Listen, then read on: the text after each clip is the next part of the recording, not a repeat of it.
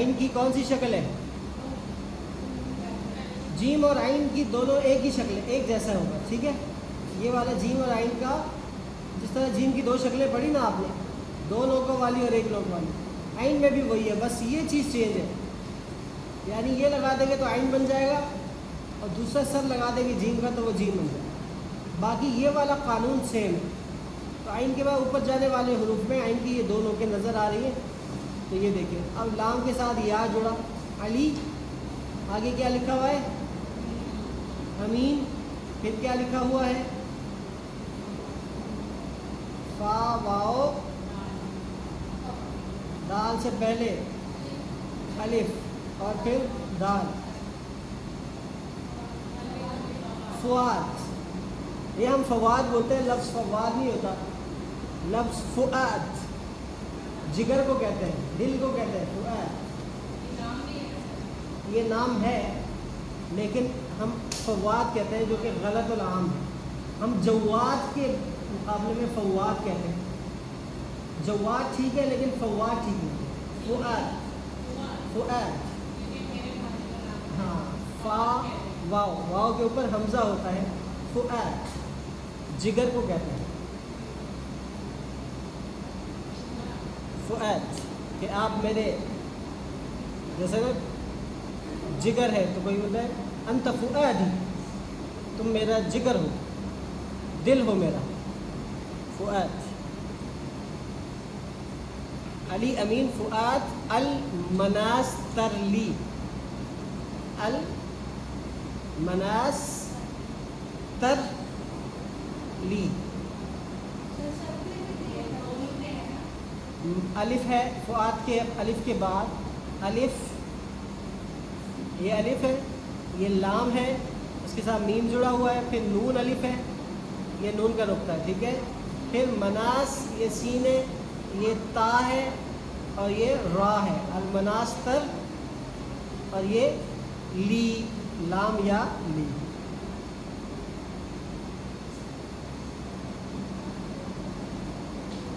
तो ये आपको जोड़ना तोड़ना इंशाल्लाह आसान होगा, आपको आ जाएगा। और कंपोजिशन हम देखें तो उस दिन भी मैंने ये दिखाई थी।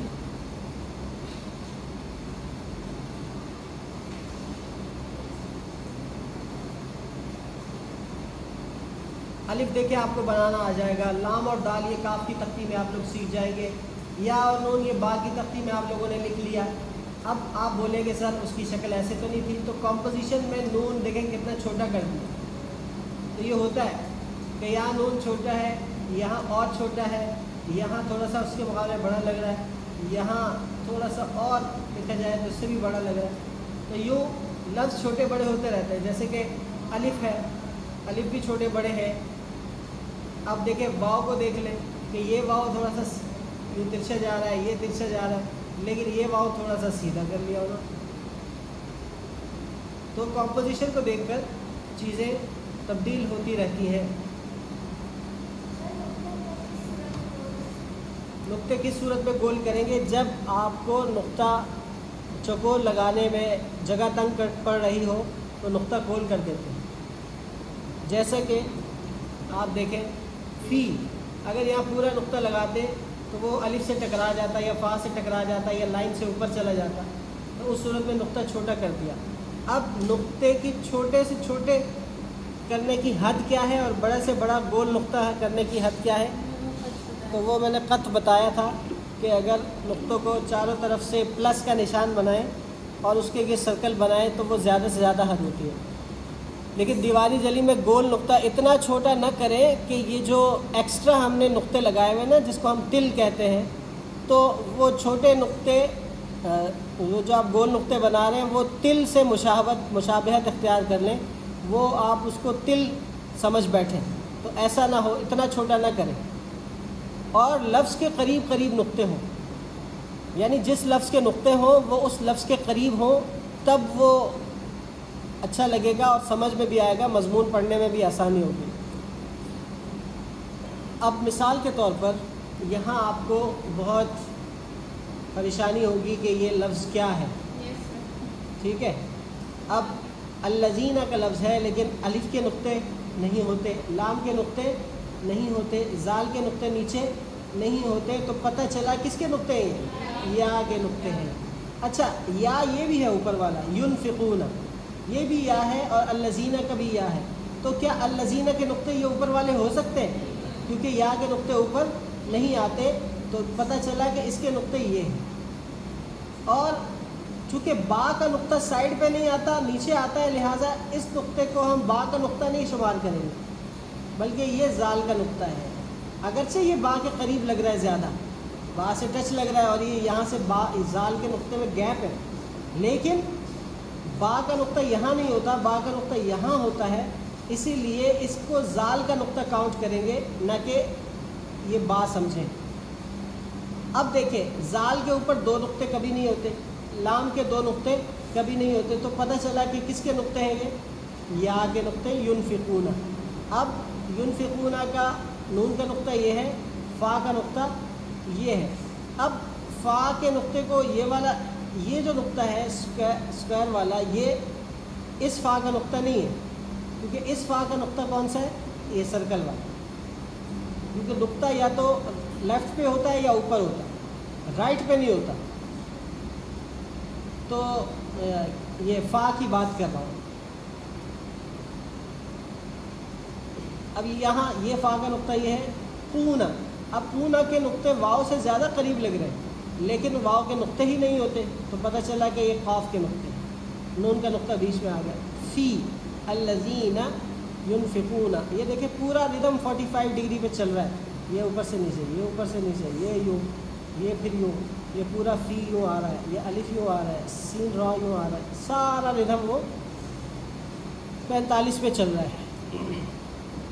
فی السرائی، سین را الف حمزہ، فی السرائی، کیونکہ یہ ردم یہ چل رہا ہے تو یہ اس کا لفظ ہے۔ آگے پھر والضرائی، یوں پڑھیں گے پورا لفظ، اوپر سے نیچے آ رہا ہے، واو الف لام ضاد را الف حمزہ، والضرائی، پھر والکاظمین، واو الف لام کاف الف کا۔ اب دیکھیں کاف الف کا کی علامت اوپر بھی لگا دی، اور یہ حمزہ بھی یہاں کاف کا حمزہ بھی ڈال دیا، تو یہ کیونکہ جگہ خالی تھی اس لیے یہ حمزہ ڈال دیا، کاظمین۔ ہاں وہی نا 45 ڈگری پہ آئیں گے، ہاں وہ بھی یوں آئے گا، اس کے اوپر سے، ہاں اوپر سے نیچے۔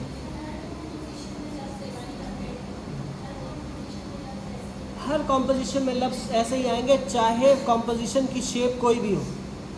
اب یہ آپ کو اس کی ورٹیکل شیپ، ہاریزونٹل شیپ لگ رہی ہے، لیکن اس طرح سے آ رہا ہے۔ میں آپ کو کوئی سرکل میں کمپوزیشن دکھاؤں گا نا، اس میں بھی الفاظ 45 پہ ہی گر رہے ہوں، تو چاہے ریکٹینگل ہو، سرکل ہو، یا پھر کوئی آپ اس طرح سے باکس بنا کے اسکوائر کی صورت میں لکھیں، سب میں الفاظ کا اینگل وہ یہی ہوگا، والکاظمین۔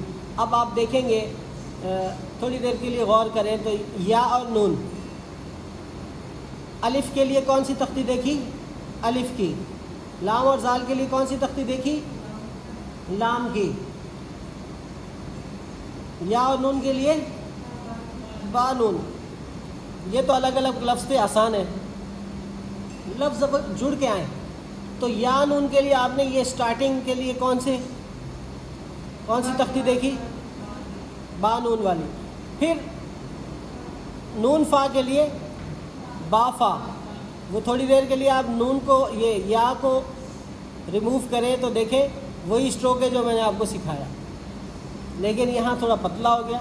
اب پتلا موٹا کرنا یہ کمپوزیشن کے حساب سے، میں نے جیسے کہ کہا تھا شروع ہی میں کہ دیوانی جلی میں ہمیں کافی آزادی مل جاتی ہے، وہ اسپیسیفک رول نہیں ہے جو آپ کو مفردات میں بتائے جائیں، بلکہ مرکبات اور کمپوزیشن میں کافی حد تک تبدیلیاں ہو سکتی ہیں، اور اس میں زیادہ تر جو عنصر ہوتا ہے، جو ایلیمنٹ زیادہ ہے دیوانی جلی میں، وہ خوبصورتی کا زیادہ ہے، یعنی لفظ آپ کا کمپوزیشن آپ کی خوبصورتی نظر آنی چاہیے، خوبصورت نظر آنی چاہیے.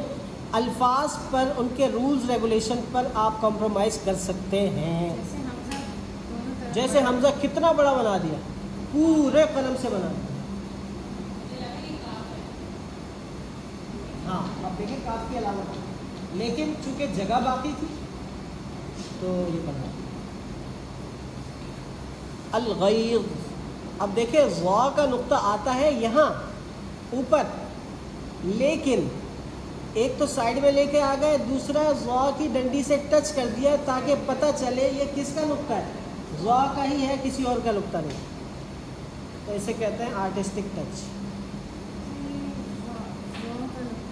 یہ ہاں ضا کا نقطہ آگے ڈال دیا، اس سے آگے ڈال دیا. اب یہاں دیکھیں والعافین عن الناس، عافین عن الناس، الناس، الناس میں بڑی والی سین، کشیدہ سین وہ بنا دیا. واللہ یحب، اب دیکھیں کتنا پیارا اندر ہا کا سرکل بنا دیا. یحب، یہ میں نے جو آپ کو با جیم کاٹ کر لکھانا سکھایا، تو یہ آپ کے سامنے اس کی مثال آ گئی. یحب دیکھیں الف لام کو کمپوزیشن کی وجہ سے جگہ کو دیکھتے ہوئے جوڑ دیا، اور الف کا اینڈ اس طرح سے نہیں بنایا جس طرح الف نارمل الف کا ہوتا ہے. چونکہ جگہ نہیں تھی لہٰذا اس کو ایسے کر کے چھوڑ دیا. اچھا اگر الگ کر کے الف بناتے تو وہ اسی طرح بننا تھا، لیکن چونکہ یہ الف جوائنٹ ہے لام کے ساتھ، اس لیے اس کو اس طرح سے بنانا جائز ہے. جیسا کہ دیوانی میں بھی الحمد کے اوپر آپ نے الگ سے لام کے ساتھ جو الف جڑتا ہے وہ سیدھا ایک گول طرح سے بن کے آپ نے ایک شکل سیکھی. اب لام میم، میم کے بعد ہا، اور ہا کے بعد سین.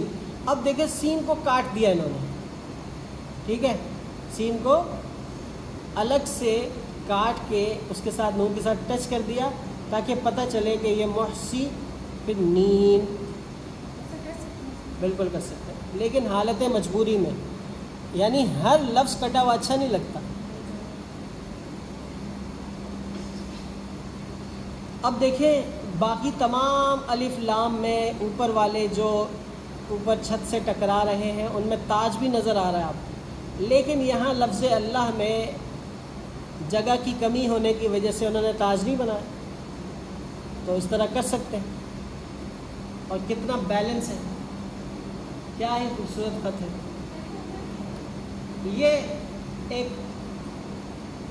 نشانی تھی، سوری میں کیا طریقہ کار تھا کہ وہ اس طور پر دیوانی لکھتے تھے کہ آخر میں یہ نشان بناتے تھے کہ مطلب یہاں پر لائن ختم ہو گئی.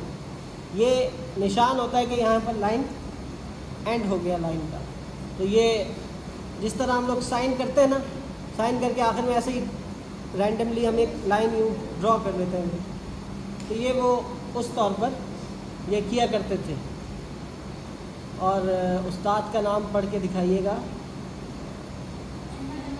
احمد امین، احمد امین شمطہ، یہ سیریا کے ہیں، بہت بڑے خطاط ہیں ماشاءاللہ، اور بہت ہی شاندار لکھتے ہیں. کیا جلی دیوانی، کیا دیوانی، کیا رقع، کیا ثلث، کیا نسخ، ہر فن مولا ہے. توڑ کے لکھ سکتے نہیں، دیکھیں توڑ کے لکھ سکتے ہیں، لیکن فرسٹ کیٹیگری کی کمپوزیشن وہ ہوتی ہے جس میں بغیر توڑے آپ الفاظ مکمل لکھیں، وہ فرسٹ کیٹیگری کہلاتی ہے. اس کے نمبر زیادہ ہوتے ہیں. آپ کہیں پھنس جائیں، کمپوزیشن ہی اس کی اتنی مشکل ہو کہ آپ کو توڑنا جوڑنا پڑے، تو وہ سیکنڈ کیٹیگری میں آتا ہے، اس کے نمبر تھوڑے سے کم ہو جاتے ہیں. لیکن اگر وہ اس قدر خوبصورت لگ رہا ہے توڑنے سے، جیسے کہ ہم کسی لفظ کا دائرہ، جیسے کہ یہ جیم توڑ کے بنایا تو اس کا دائرہ اچھا بنے، تو ہم اس کو توڑ سکتے ہیں اور وہ اچھا لگتا ہے. نہیں، گناہ کا عنصر نہیں ہے بھائی، گناہ کے بارے میں نہ سوچیں. لکھنا ثواب ہی ثواب ہے. گناہ اس کو ہوگا جس کو پڑھنا نہیں آتا، اسے چاہیے کہ وہ سیکھے، اس کو گناہ ملے. گناہ تب یہ ہے کہ جب آپ یہ ککڑو کو بنائیں، یہ مرغا بنایا ہے اس کو، یہ کوئی لوگو ہے، خیر یہ خط وسام ہے، آیت نہ لکھیں، اس طرح شیر بنایا ہوا ہے اور یہ بنایا ہوا ہے، یہ اچھی بات نہیں ہے۔ اب یہ ترکی زبان لکھی ہوئی ہے۔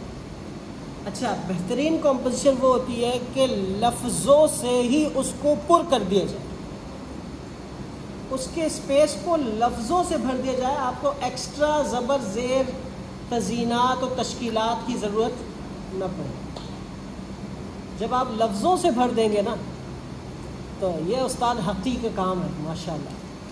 استاد اسماعیل حقی 100 سال ہو گئے ان کو، اور ماشاءاللہ کیا بات۔ کوئی پڑھ کے دکھائے گا مجھے کیا لکھا ہوا ہے؟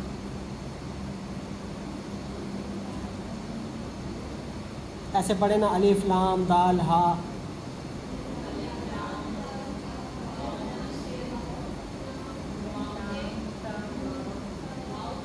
الف لام تا واو نون با یا لام ہا زال زا یا زا، یا کے بعد کیا ہے؟ کاف۔ کاف نظر نہیں آ رہا اوپر جاتے ہوئے؟ کاف کی 2 علامتیں بھی لگی ہوئی ہیں، یہ کاف ہے نا، کاف دال را۔ دیکھیں را کتنا بڑا کر دیا، تو چھوٹا بڑا کر سکے، یہاں چھوٹا ہے یہاں زیادہ بڑا ہے، یہاں پتلا ہے یہاں زیادہ موٹا ہے۔ اچھا یہ کیا ہے؟ صاد، پھر اس کے بعد نون عین تا۔ اچھا یہ بتا دوں، صاد کی تختی آپ کو دی ہے، تو صاد کا ہر خط میں آپ نے شوشہ ڈالا ہے نا صاد کے بعد، تو صاد کا شوشہ صاد کے اندر ہی ڈلتا ہے۔ صاد کی تختی میں آپ دیکھیں گے صاد کا شوشہ صاد کے اندر ہی ڈلتا ہے، سوائے صاد را اور صاد میم کے۔ تو صاد را اور صاد میم بناتے وقت آپ دیوانی جیسا صاد بھی بنا سکتے ہیں۔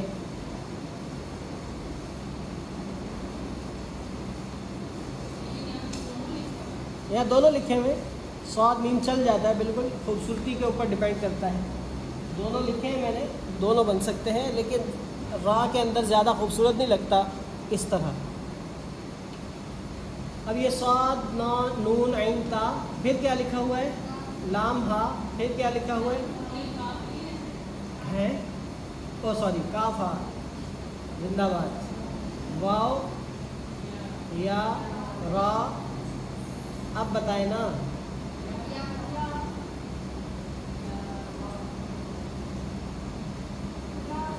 یا را نہیں بھائی، یا را نہیں ہے، یہ جو ہے نا واو، یہ ہے یا را، یہ کیا ہے؟ یا را، اور یہ صرف را ہے، کیونکہ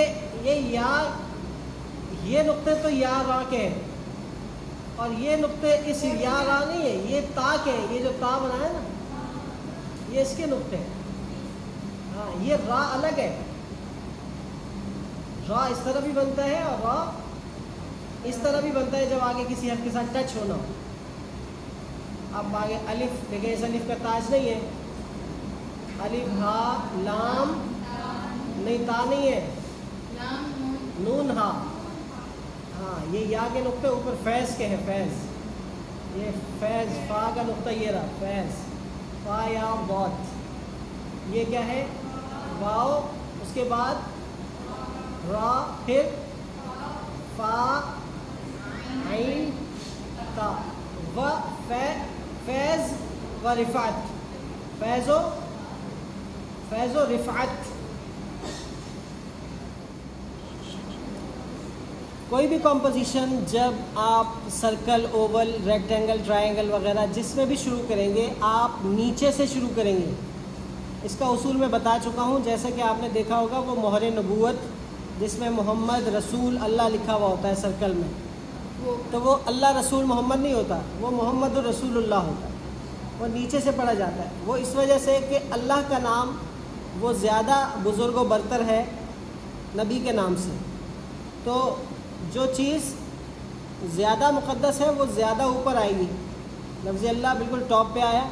پھر محمد اور محمد کی صفت رسول، وہ دونوں آپ چاہے پہلے اوپر لگا دیں نیچے لگا دیں، کیونکہ وہ ایک ہی شخصیت کے نام. تو اس طور پر آپ نیچے سے کمپوزیشن سٹارٹ کرتے ہیں. ایک صورت میں کمپوزیشن اوپر سے شروع ہو سکتی ہے، وہ تب جب شروع ہی میں اللہ کا نام آ جائے. جیسے کہ ہم کوئی آیت لکھتے ہیں اللہ لا الہ الا هو الحی القیوم، آیت الکرسی ہم سرکل میں کمپوز کر رہے ہیں، تو اب تو اس میں شروع ہی میں اللہ کا نام آ گیا، تو ہم اوپر سے شروع کریں گے بجائے نیچے کے، کہ وہ اسماء مقدسہ نیچے نہیں آتے. وہ جتنا کوشش کی جائے ان کو واضح اور اوپر لکھا جائے.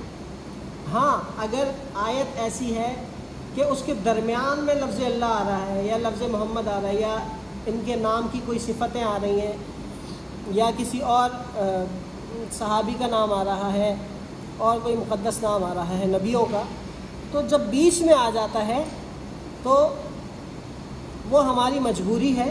ہم آیت کو اس کی سیٹنگ کو چینج نہیں کر سکتے. اگر ہم بیچ والے نام کو ادھر ادھر کر دیں گے تو پڑھنے والا غلطی کرے گا اور لکھنے والے کو گناہ ملے گا، کیونکہ اس نے سیٹنگ خراب کر دی نا. آیت جس طرح نازل ہوئی اس طرح اس نے لکھی نہیں، جب لکھی نہیں تو پڑھنے والے نے اس طرح پڑھی نہیں، تو اس طرح سارا وبال لکھنے والے پر آئے. جی بالکل ایک آیت بھی لکھ سکتے ہیں. دیوانی جلی میں یہ ہوتا ہے کہ دیوانی جلی کیونکہ جلی ہے، موٹا اور واضح لکھا جاتا ہے، تو اس میں آپ قلم موٹا رکھیں، چیز آپ کچھ بھی لکھ دیں، 2 لفظوں کی کوئی آیت لکھ دیں، وَرَبَّكَ فَكَبِّرْ، اللہ اکبر، ماشاء اللہ، کچھ بھی لکھ دیں آپ. رقع اور دیوانی میں کوشش کریں کہ آپ تھوڑا لمبا لمبا مضمون لکھیں. اس میں اس کو ایک تو بڑے قلم سے کم نہ لکھیں، بہت موٹا قلم جلی قلم، آپ 2 mm 3 mm 1 mm اس سے لکھیں، اور کچھ 4 لائنیں 5 لائنیں 10 لائنیں 20 لائنیں ایسا مضمون لکھیں تو لکھا ہوا بھی اچھا لگے.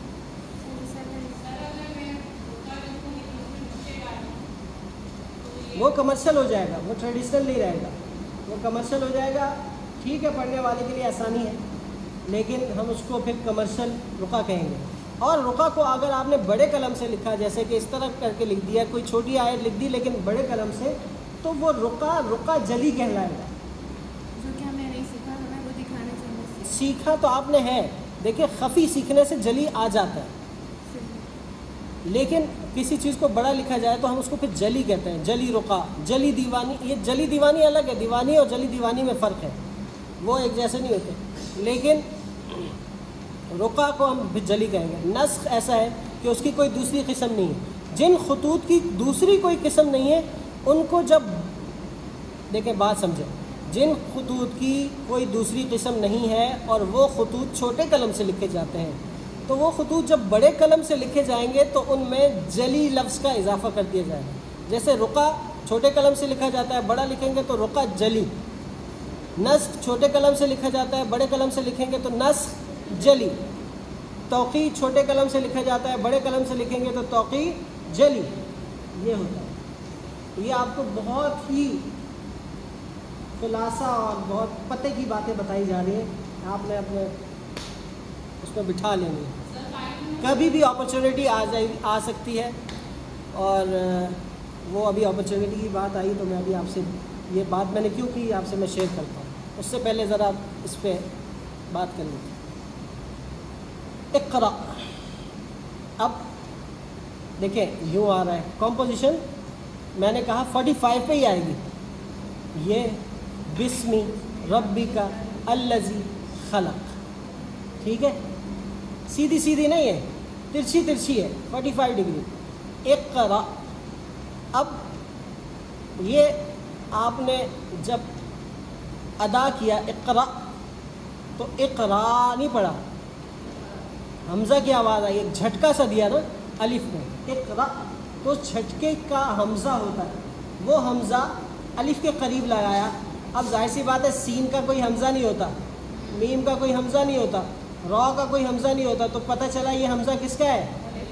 ہاں اس کے برابر میں جو الف ہے اس کا. اب بسمی با الف سین اور میم، یہ پورا نہیں ہے ورنہ نیچے سے بڑا اچھا انہوں نے اس کو اوپر سے الف کو یوں گھما کے اوپر لے کے گئے اور نیچے سے میم کو گھما کے لے کے گئے اور بہت اچھا سا یہ بنتا ہے. اور یہ ترکی کی ایک مسجد کی بڑی دیوار پر یہ وہ کندہ ہے یہ لکھا ہوا ہے, پیسٹ کیا ہوا ہے, بہت زبردست. استاد سید ڈپلر کا ہے جو محمد اوزائی, وہ جو اس دن 3 بہن بھائیوں کی تصویریں دکھائی تھی, محمد اوزائی جن کی بک بھی تھی, تو وہ ان کے شاگرد ہیں سید احمد ڈپلر. اور ان کی خصوصیت بھی یہ ہے کہ یہ بھی 3 بہن بھائی ہیں, 2 خطاط ہیں اور 1 نقاشہ ہے. سید احمد ڈپلر, عبد الرحمن ڈپلر, اور ان کی بہن نقاشی کرتی ہیں لطفیہ ڈپلر. اور یہ قونیہ کے ہیں, مولانا روم کے شہر کے ہیں, جلال الدین رومی. تو ربکا یہاں دیکھیں با اور کاف, یہ بڑا والا کاف بنا دیا. اب کاف کی ڈنڈی نہیں ہے لیکن علامت کی وجہ سے پتہ چل رہا ہے کہ یہ کاف ہے, لام نہیں ہے. الذی خلق. اب یہ قاف ہے, قاف کے نقطے یہ ہیں اور زال کا نقطہ یہ ہے, کیونکہ قاف کا 1 نقطہ نہیں ہوتا لہذا یہ قاف کا نقطہ کاؤنٹ نہیں ہوگا, زال کا نقطہ ہی کاؤنٹ ہوگا. اور باقی جو تزئین کے لیے انہوں نے نقطے لگائے ہیں وہ اسکوائر میں لگائے ہیں اور وہ کافی چھوٹے قلم سے لگے ہیں. تو دیکھیں کس قدر خوبصورت کمپوزیشن ہے. اور قلم کا پیپر بھی دیکھیں آپ کتنا خوبصورت ہے, ہینڈ میڈ پیپر, پھر انک. تو کیا ایسا ہو سکتا ہے کہ آپ نیکسٹ کلاس میں کمپوزیشن کرنا سکھائیں؟ جیسے آپ آلریڈی سکھا چکے ہیں لیکن چونکہ دیوانی جگہ میں خود سے دماغ لگانا مشکل ہے, لیکن ہمیں پتہ چلے کہ کس طرح ہم چیزیں ایڈجسٹ کر سکتے ہیں. ہاں بالکل کرتے ہیں انشاءاللہ. اب دیکھیں یہ کوئی پڑھ کے دکھائے گا؟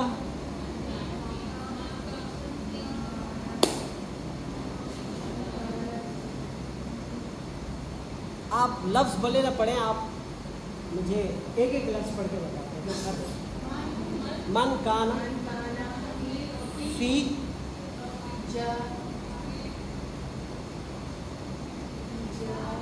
یہ جانی, یہ ہا ہے, حاجتی, حاجت. من کان فی حاجتی, اوپر چلیں.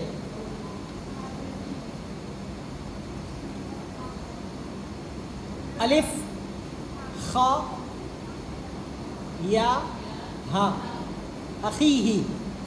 من کان فی حاجتی اخیہ. کانا, یہ یوں آ رہا ہے بھائی, یوں. کان اللہ, کان اللہ. دیکھیں کانا کے بعد اللہ یہاں آنا تھا لیکن انہوں نے اس میں مقدس ہونے کی بنا پر اوپر کر دیا. کان اللہ فی حاجتہ. من کانا, دیکھیں میم اور نون, میم کی تختی میں پڑھیں گے, کانا کاف کی تختی میں, نون آپ نے پڑھ لیا, فا کی تختی میں یہ پڑھیں گے, یہ آج پڑھ لیا آپ لوگوں نے. اور یہ کتنا اوپر کیا انہوں نے, اب جگہ کو دیکھتے ہوئے اوپر کیا, ورنہ میں نے آپ کو اتنا اوپر کر کے تا بنانا نہیں سکھایا, ہا بنانا. 1 نقطہ اوپر کیا میں, لیکن انہوں نے 2 نقطے اوپر اٹھا دیا کیونکہ کمپوزیشن تقاضا کر رہی ہے. اب آخر میں الف کو یوں کر دیا انہوں نے, یوں, تاکہ وہ جگہ پر ہو جائے. اخیہ. کانا, دیکھیں کانا کی ڈنڈی نہیں ہے, وہ علامت لگا دی, وہ جو ایس والی علامت تھی. کانا فی حاجتہ, فی کا نقطہ یہ ہے, فی حاجتہ, جو اپنے بھائی کی حاجت روائی کرتا ہے, حاجت پوری کرتا ہے, اللہ تعالیٰ اس کی ضرورت, اس کی حاجت پوری کرتا ہے.